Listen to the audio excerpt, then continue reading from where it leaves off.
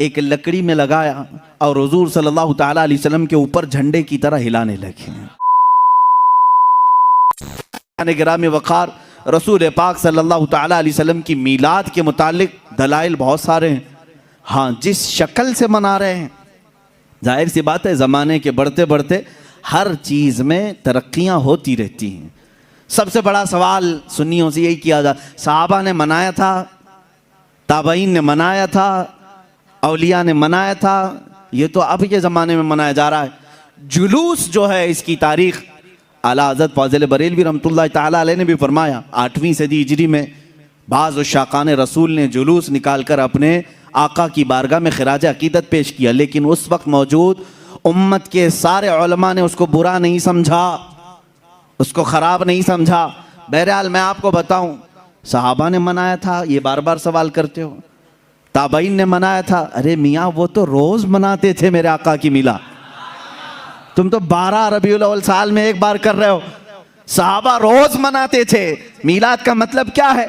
जाओ पूछो, हसन बिन साबित हमेशा कहते थे व अहसनु मिनका लम तरा कत्तु आइनी व अजमलु मिनका लम तलिदिन निसाउ। यही तो मीलाद मुस्तफ़ा है। ऐ रसूल, आपसे ज़्यादा हसीन मैंने किसी को देखा नहीं, आपसे ज़्यादा खूबसूरत किसी माँ ने जना नहीं। ये तो सहाबा मीलाद नहीं मना रहे हैं। सहाबा कराम हुजूर अकरम सल्लल्लाहु ताला अलैहि वसल्लम के कसीदे पढ़ते थे। अब आओ हिजरत का वो वाक़या तो सुनो ज़रा। अल्लाह के हबीब सल्लल्लाहु ताला अलैहि वसल्लम जब तशरीफ़ ला रहे थे मक्का से मदीना तैयबा, 14 दिन तक मदीने वालों ने इंतज़ार किया है। तुम 11 रोज़ से इंतज़ार कर रहे हो 12वीं शब आएगी। मदीने वाले 14 दिन तक, जैसे ही हुजूर मक्का से निकल चुके खबर हुई, मदीने के सारे लोग टीलों पर जाकर खड़े होते थे और इंतज़ार करते थे कि वो नूर वाला कब तशरीफ़ ला रहा है, रसूल पाक सल्लल्लाहु ताला अलैहि वसल्लम कब आ रहे। मदीने वालों ने, बहुत सारे लोगों ने देखा नहीं था, देखने की तड़प थी। मुझे बताओ, आज आप मीलाद की घड़ी के इंतज़ार में बैठे होते हैं अदब से, ये इंतज़ार है? ये मदीने वालों की सुन्नत ही तो है। वो 14 दिन तक इंतज़ार किए आमद मुस्तफ़ा का। और जिस वक्त रसूल पाक की आमद हुई, अब हदीसों में है, बुखारी शरीफ भी पढ़ो आप, मुस्लिम शरीफ भी पढ़ो, हदीसों में मौजूद है, फरमाया रसूल करीम सल्लल्लाहु ताला अलैहि वसल्लम जैसे ही क़ुबा की चोटियों से नज़र आने लगे, जितने मदीने में हबशी थे वो अपने नेज़े निकाले, ढाल निकाले और अपना मखसूस जो उनका रक्स होता था उससे वो रक्स करने लगे। ढालों पर अपने नेज़े मार मार कर कहते थे मुहम्मदुन अब्दुन सालेह, मुहम्मदुन अब्दुन सालेह। ये अल्फाज थे हबशियों के। और उसके बाद बनु नज्जार एक ख़ानदान था, उस ख़ानदान की सारी बच्चियाँ अपने हाथों में दफ लेकर के आईं, यूँ कहती थीं तलअल बद्रु अलैना मिन सनियातिल वदाई वजब शुक्र अलैना मा दआ लिल्लाहि दाई। ये आगे पूरा मौजूद है कसीदा, जिसमें वो कहती हैं अंत शर्रफ्तल मदीना मरहबन या खैर दाई। ये गुनगुनाते हुए वो यूं कह रही थी, हम पर 14वीं का चांद तुलू हो गया है। कहाँ से? सनियतुल वदा की घाटियों से। उसके आने पर हम पर शुक्र वाजिब हो गया है। मुझे बताओ, ये मीलाद नहीं है तो और क्या है? हुजूर पाक की मीलाद का मतलब है हुजूर की सीरत बयान करना, हुजूर पाक की तारीफ बयान करना, यही तो मीलाद है। हम मजलिस मीलाद का मतलब क्या है? सिर्फ 12वीं शब को मनाना, यही नहीं, साल भर जब भी आप मेरे आका के तज़किरे करेंगे हम उसको मीलाद मुस्तफ़ा ही कहते हैं। मौलूद की महफिल है, मजलिस मीलाद है, जहाँ रसूल पाक की आमद के किस्से बयान किए जाएं, तारीफ़ व तौसीफ़ बयान की जाए, वो मीलाद है। सहाबा ने किया है मेरे अजीज़ों। अब अल्लाह के नबी सल्लल्लाहु ताला अलैहि वसल्लम जब तशरीफ़ लाए तो क्या हुजूर ने मना कर दिया? जो हिजरत के बाद हुजूर तशरीफ़ ला रहे थे।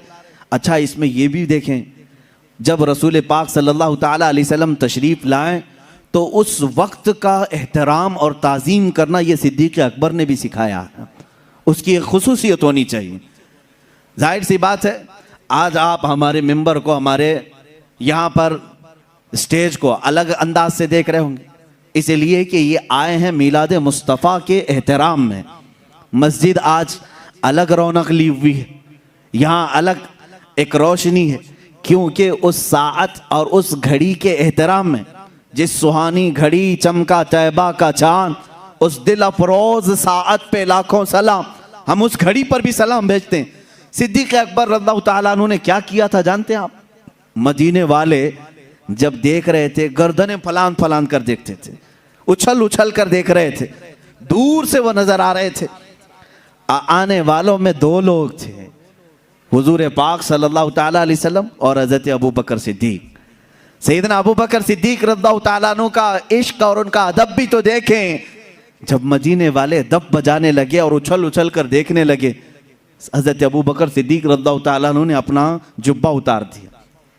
जुब्बा उतार दिया, तहबंद है, और जुब्बा उतार कर एक लकड़ी में लगाया और हुजूर सल्लल्लाहु ताला अलैहि वसल्लम के ऊपर झंडे की तरह हिलाने लगे। हुजूर पाक सल्लल्लाहु ताला अलैहि वसल्लम के चेहरे पाक के ऊपर हिलाने लगे। क्यों किया ऐसा उन्होंने? क्यों किया? यही तो हम भी कहते हैं, जब वो आमद मुस्तफ़ा हो तो हम लहराते हैं, लोगों को बताते हैं कि ये घड़ी आम घड़ी नहीं है। हज़रत अबू बकर सिद्दीक ने यूं किया। हुजूर पाक सल्लल्लाहु ताला अलैहि वसल्लम ने उनसे पूछा भी, अबू बकर इतने दिन से मक्का से चले यहाँ तक पहुँचे, वो आपने जुब्बा उतारा नहीं, लहराया नहीं, मदीना करीब आया और तुम ये अपना जुब्बा उतार करके लहरा रहे हो।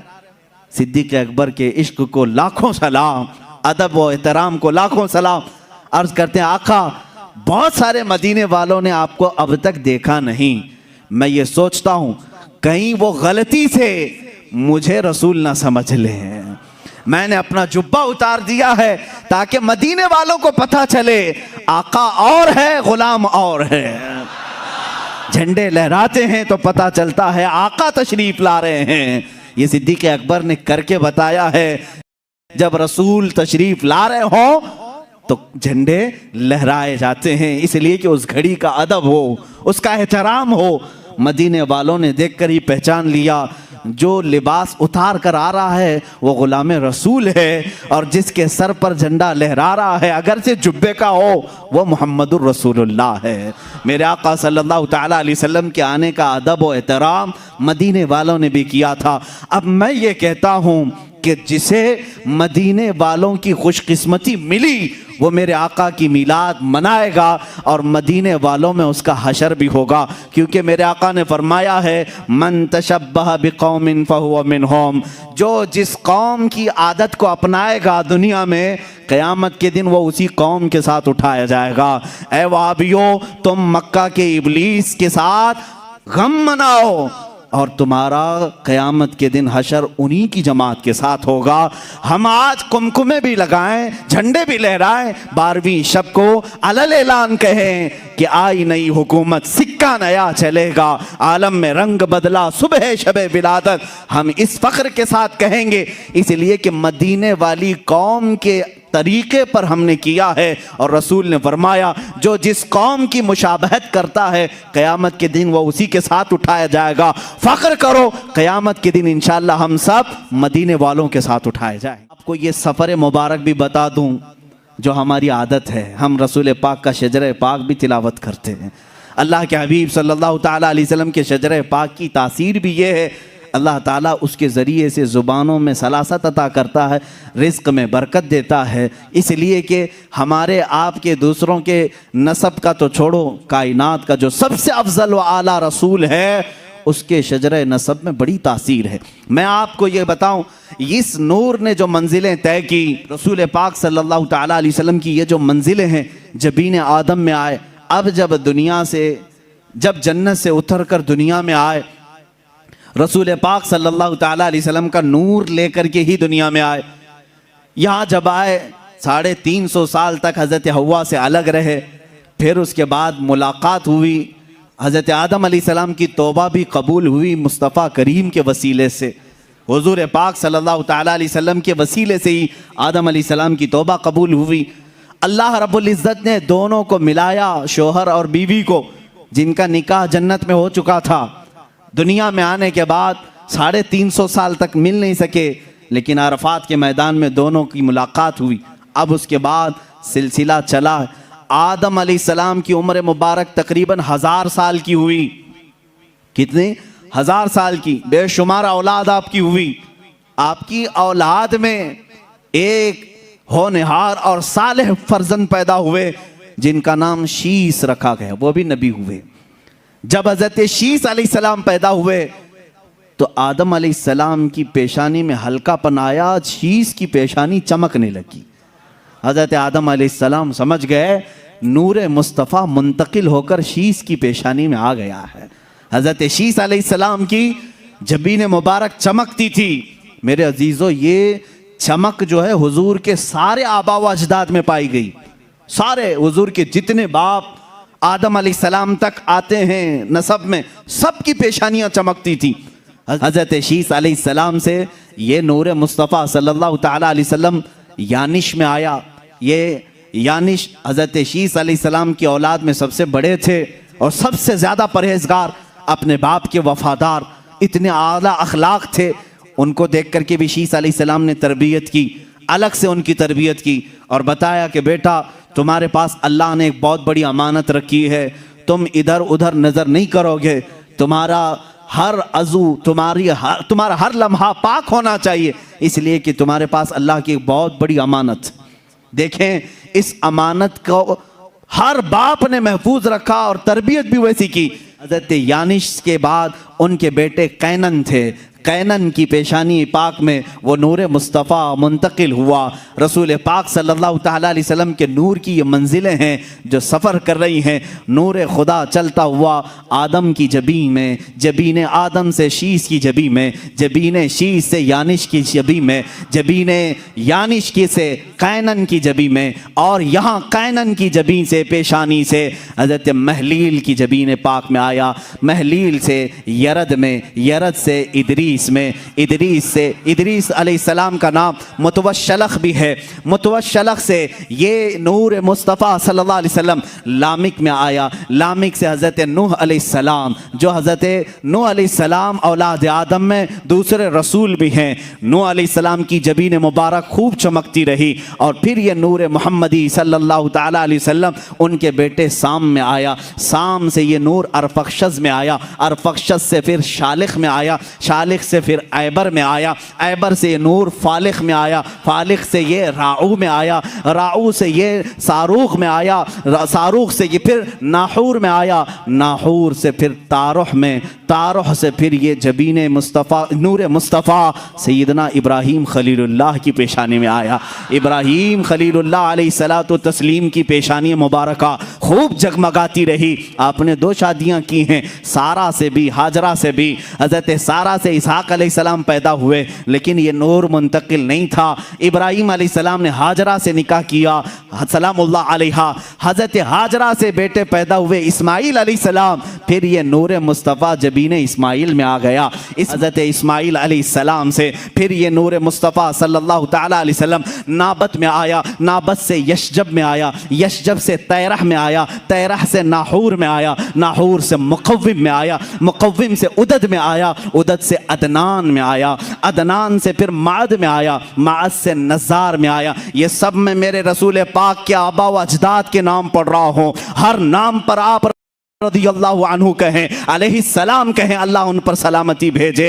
अब मैंने सुनाया अदनान तक ये नूर मुस्तफ़ा मंजिलें तय करता हुआ तशरीफ़ लाया। अदनान से फिर माद में, माद से नज़ार में, नज़ार से मुदर में, मुदर से इलियास में, इलियास से मुदरिका में, मुदरिका से खुज़ैमा में, खुज़ैमा से किनाना में, किनाना से नदर में, नदर से मालिक में, मालिक से फहर में, जिनको कुरैश कहा जाता है, कुरैश से गालिब में, गालिब से लुई में, लुई से काब में, काब से मुर्रा में, मुर्रा से खिलाब में, खिलाब से कुसई में, कुसई से अब्दे मुनाफ में ये नूर आया। अब्दे मुनाफ से ये नूर मुस्तफ़ा मुंतकिल होते हुए सैयदना हाशिम की जबीन पाक में आया। सैयदना हाशिम से मुंतकिल होते हुए मुस्तफ़ा का नूर सैयदना अब्दुल मुत्तलिब में आया। अब्दुल मुत्तलिब की पेशानी से ये मुंतकिल होकर आपके फर्जंद अर्जुमन सैयदना अब्दुल्लाह की पेशानी में आया। सैयदना अब्दुल्लाह की जबीन मुबारका से ये नूर मुंतकिल होकर के